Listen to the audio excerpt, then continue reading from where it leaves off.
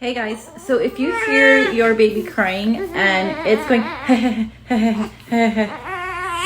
first thing you want to do is feel their belly and see if it's tight. And as you can hear, did you hear? Hear that? He's not laughing.